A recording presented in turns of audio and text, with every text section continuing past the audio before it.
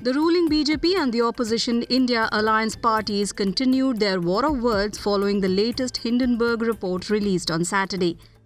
The report alleges that SEBI chairperson Madhavi Buch had a conflict of interest while investigating the allegations against the Adani Group in 2023.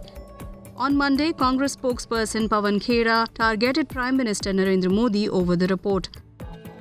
The BJP and the ruling party is responsible for not timely watching these conflicts of interest and yet appointing Madhavi Buch. I don't know whether Gautam Adani forced them to do it. Whatever it is, it's become a cozy club. SEBI is a cozy club for Gautam Adani and Prime Minister and Mrs. Buch.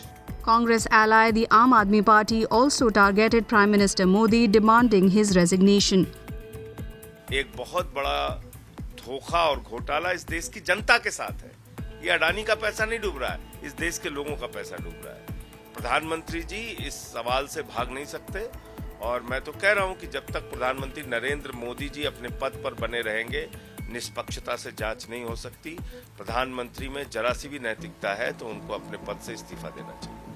The ruling BJP, on the other hand, alleged that the Hindenburg report is part of an international conspiracy to destabilize the country. ये बहुत चिंताजनक एक स्थिति बन रही है जहां विदेश में एक कंपनी जो कहीं ना कहीं उनके अर्थव्यवस्था या निजी प्रॉफिट के लिए काम करते हैं, वो बार बार रिपोर्ट ला रहे हैं। माननीय सुप्रीम कोर्ट तक ये बात गई, उन्होंने कोई आरोप में तथ्य नहीं पाए, इसीलिए तो सुप्रीम कोर्ट ने उसे हटा दिया। अब फिर से वो कर रहे हैं, वो भी जब संसद का सत्र चल रहा है और उस पे कांग्रेस पार्टी अन्य ऐसे दल जो है घुसते जा रहे हैं। तो कहीं ना कहीं एक बात ये सोचनी पड़ेगी, क्या देश के लोकतंत्र और अर्थव्यवस्था पे कोई विदेशी ताकतें क्या हिलाने में लगी हुई हैं?